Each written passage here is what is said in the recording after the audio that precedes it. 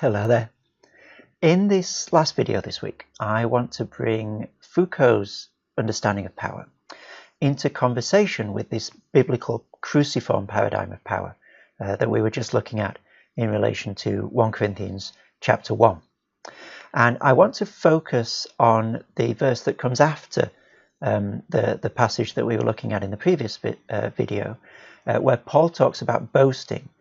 He says that God has done what he's done so that no one may boast, and use that as a jumping off point for comparing what Foucault is trying to do with what Paul describes in 1 Corinthians 1.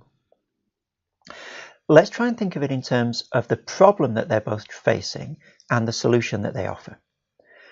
For Foucault, it's about breaking the chains of anthropological universals. Now that's a term he uses to describe the mistaken idea, from his point of view, that there are concepts that remain the same across historical periods, that there are truths about human beings that are not truths of the Renaissance age or the classical age or the modern age, but that never change, that are universal. And the problem that Foucault sees with these anthropological universals is that they lead us to a very disempowering understanding of history. Essentially a historical inertia. Things have always been as they are conceptually, they always will be in the future, no point changing anything, nothing to be done, just go with the flow of history. And this constrains for Foucault the possibility of change and transformation, which for him is a real problem. We'll see more of that next week. The solution that he proposes, the way that he understands history to avoid this inertia and these anthropological universals, is, as we've seen, by thinking about truth not as something that transcends all historical periods, but something that's produced according to certain rules in different historical periods, and these rules change over time. So truth, he says in a very famous quotation, is a thing of this world. It is produced, remember that illustration from the court of law, certain rules for producing truth and knowledge. It's produced only by virtue of multiple forms of constraint. So we've got rid of anthropological universals. We don't think that the future will necessarily be exactly like the present because the present's not like the past was. But there are some problems that are raised by Foucault's solution.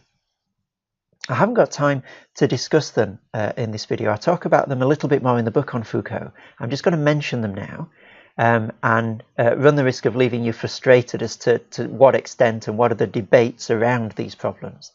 Sorry, I do want to keep these videos short, so I'm just going to mention these problems. The first is that Foucault has a blindness to his own situatedness. He says on a number of occasions, you can't analyse the episteme of which you yourself are part. You're too close to it, you're in it. Its assumptions are your assumptions. You don't have the distance from it to be able to pull it apart and to see what its rules and laws are in the same way that you can for previous epistemes.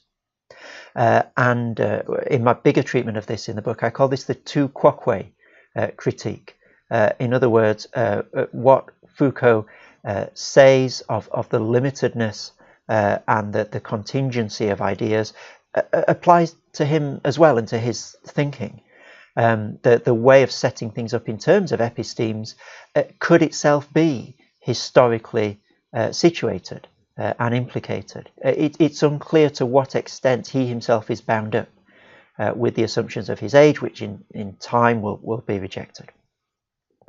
The second problem with his solution is that it leaves him with a difficulty and an uneasiness when it comes pardon me, to justifying normative commitments, to justifying taking a political stand about things.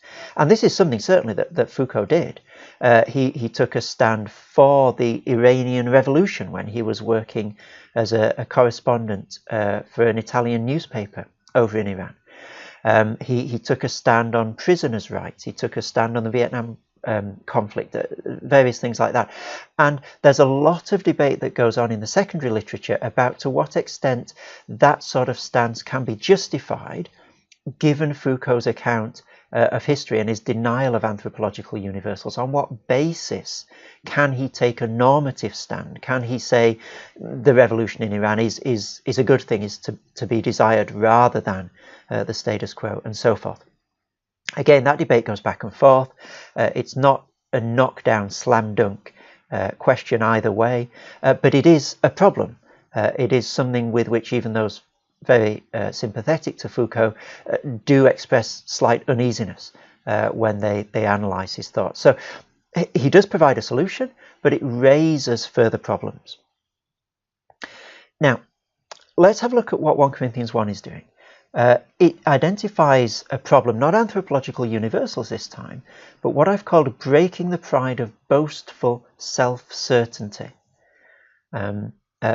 Paul is against being able to boast before God in one's own power and achievement, which is what the linear narrative of wisdom and power would achieve, isn't it? I have great rhetorical power to beat any opponent in debate. Aren't I wonderful? Or I have access to and perhaps control over God's miraculous manifestation. Isn't that a feather in my cap? Paul is dislocating and breaking that possibility of anyone boasting before God, precisely by making all wisdom and power go through the rupture of the cross. The cross is not something that you can boast in this linear way at all. And so he's trying to prevent this boasting by making all boasting in the Lord. So I don't boast in my wisdom, I don't boast in my power, but I boast in the paradoxical, non-linear, surprising plan of God to save people through the folly and through the weakness of the cross. Now, let's bring that into conversation with Foucault's problem and solution and see where they're similar and see where they differ. There are significant differences between what Foucault is trying to address in his account of power and truth as a thing of this world, and what Paul is doing in 1 Corinthians 1. Let me just tease 3 of them out as we finish now. First of all, the Bible retains a notion of transtemporal truth. It doesn't create the sort of historical ruptures that Foucault does, making truth a thing of this world. And therefore it doesn't lose normative commitment. It doesn't problematize normative commitment as Foucault does. But significantly, it does take truth, transtemporal truth, out of the hands of human beings. This is that non-linearity of no one can boast. Okay, so there is truth, it's not mine. I didn't think of it. I can't boast of it. I don't wield it through my power or my wisdom. And that's important because it stops truth being used as a form of oppression.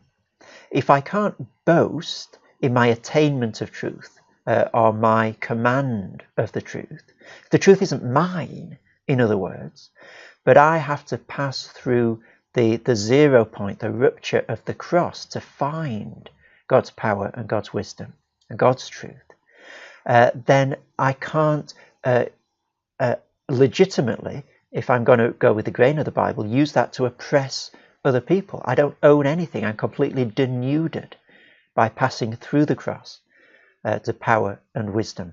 So it changes the dynamic of truth. It forecloses boasting without getting rid of transtemporal truth. Secondly, the Bible builds into its notion of truth a dynamic that subverts any attempt to use it for self-aggrandizing ends or to claim self-sufficiency. And this is Paul's point in no one can boast. I can't use the wisdom of the cross or the power of the cross to show how great I am, because that is precisely the linearity, that's precisely the line that it breaks. Any notion of human wisdom or of human power is broken at the point of the cross. And the power that emerges is God's weak power. The wisdom that emerges is God's foolish wisdom.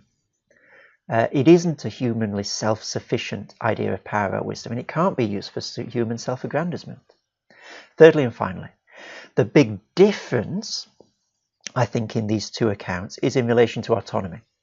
Foucault is seeking to foreclose anthropological universals in order to open the possibility of self-transformation, of being able to create myself in an autonomous way, to be able to decide who I shall be and not be constrained by trans-temporal, transcultural truths. We'll go into that in a lot more detail next week. But it is self-sufficient autonomy that the biblical account is seeking to undermine. It's the autonomy of the person who boasts in their wisdom or boasts in their power that is broken at the cross. And that very different orientation in relation to autonomy brings out some very significant differences and very interesting talking points between Foucault's philosophy and the Bible, which we will have the privilege of looking at next week.